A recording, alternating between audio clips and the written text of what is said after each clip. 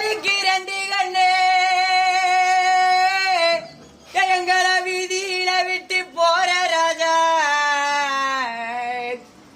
பணிக்கு தேலிக்கு ரெண்டு கண்ணே என்ன பெத்த என் சாமிய நீ தெய்வந்தீரே பெத்த புள்ளி தேலிக்கு ரெண்டு கண்ணே